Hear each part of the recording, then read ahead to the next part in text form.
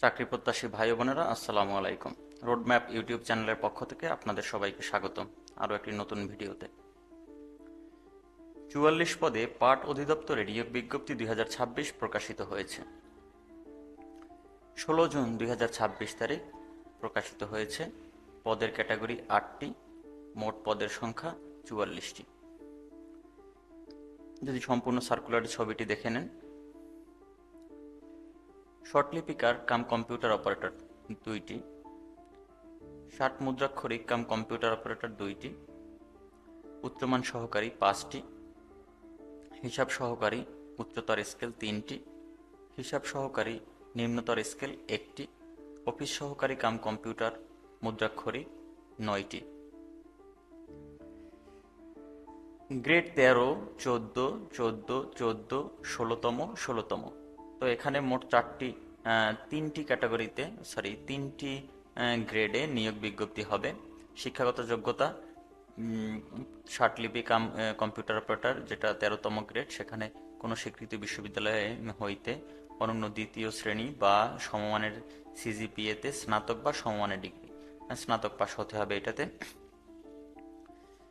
২ নম্বরে যে নিয়োগটা আছে, সেখানে কোনো স্বীকৃত বিশ্ববিদ্যালয় হতে অনন্য দ্বিতীয় শ্রেণী বা সমমানের সিজিপিএতে স্নাতক বা সমমানের ডিগ্রি প্রয়োজন হবে। কম্পিউটার ব্যবহারের দক্ষতা তো লাগবে, এগুলো আপনারা একটু ভিডিও পোস্ট করে করে দেখে নেবেন।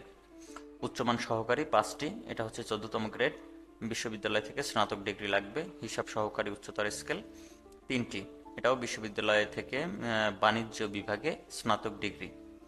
ওয়ার্ড প্রসেসিংয়ের অভিজ্ঞতা, কম্পিউটার পরিচালনায় প্রশিক্ষণ প্রাপ্ত হতে হবে। হিসাব সহকারী নিম্নতর স্কেল ১টি, এটা গ্রেড হচ্ছে ১৬তম। কোনো স্বীকৃত বোর্ড বা প্রতিষ্ঠান হইতে বাণিজ্য বিভাগে দ্বিতীয় বিভাগে উচ্চ মাধ্যমিক বা সমমানের পরীক্ষায় উত্তীর্ণ হতে হবে। অফিস সহকারী কাম কম্পিউটার মুদ্রাক্ষরিক ১৬তম গ্রেড, ৯টি পদ। কোনো স্বীকৃত বোর্ড হইতে উচ্চ মাধ্যমিক সার্টিফিকেট বা সমমানের পরীক্ষায় উত্তীর্ণ।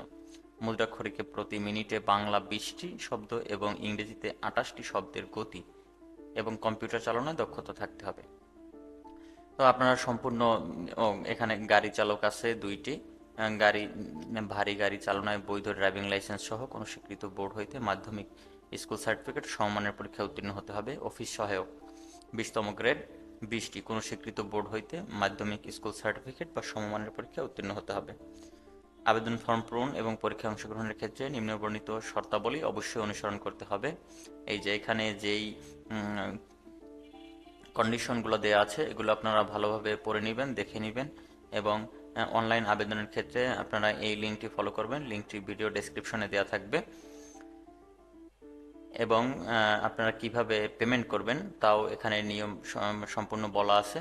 কোন কোন গ্রেডে কত টাকা আবেদন ফি লাগবে সেটা দেখা আছে। সকল গ্রেডের ক্ষেত্রে অনগ্রসর শ্রেণী, ক্ষুদ্র নৃগোষ্ঠী, শারীরিক প্রতিবন্ধী ও তৃতীয় লিঙ্গের প্রার্থীরা আবেদন ফি ৫০ টাকা ও টেলিটক সার্ভিস চার্জ বাবদ ভ্যাট সহ অগ্রাহ্যযোগ্য ৬ টাকা সহ সর্বমোট ৫৬ টাকা অনধিক ৭২ ঘন্টার মধ্যে জমা দিবেন। আবেদন করার ৭২ ঘন্টার মধ্যে জমা দিতে হবে। বিশেষভাবে উল্লেখ্য, অনলাইন আবেদনপত্রের সকল অংশ পূরণ করে সাবমিট করা হলেও পরীক্ষার ফি জমা না দেওয়া পর্যন্ত অনলাইন আবেদনপত্র কোনো অবস্থাতেই গৃহীত হবে না। তো এইগুলো আপনারা খুব সচেতনতার সহিত দেখবেন এবং এখানে সম্পূর্ণ নিয়োগ বিজ্ঞপ্তিটা ভালোভাবে পড়ে নেবেন।